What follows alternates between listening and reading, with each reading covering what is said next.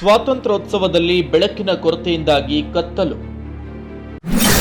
Mobile torch ಹಿಡಿದು ಭಾಷಣ ಮಾಡಿದ ಉಸ್ತುವಾರಿ ಸಚಿವ ಲಕ್ಷ್ಮಣ ಸವದಿ.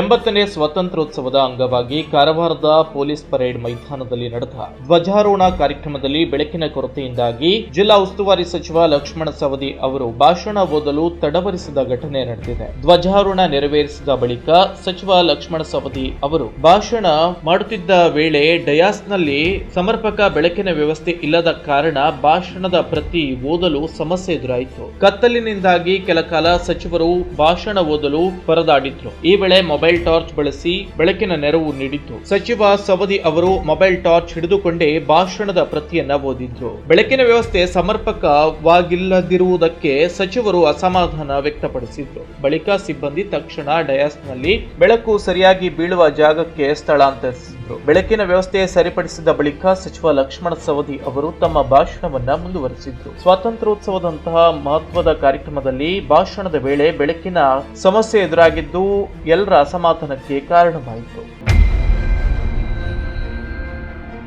ಪ್ರಿಯ ವೀಕ್ಷಕರೇ, ಈ ವಿಡಿಯೋನ ನೋಡೋದಕ್ಕೂ ಮೊದಲು ನಮ್ಮ ಚಾನೆಲ್ ಅನ್ನ ಇನ್ನು ಸಬ್ಸ್ಕ್ರೈಬ್ ಮಾಡ್ಕೊಂಡಿಲ್ಲ ಆದ್ರೆ ತಕ್ಷಣವೇ ಸಬ್ಸ್ಕ್ರೈಬ್ ಮಾಡ್ಕೊಳ್ಳಿ. ಹಾಗೆ ವಿಡಿಯೋ ಇಷ್ಟ ಆಗಿದ್ರೆ ಶೇರ್ ಮಾಡಿ.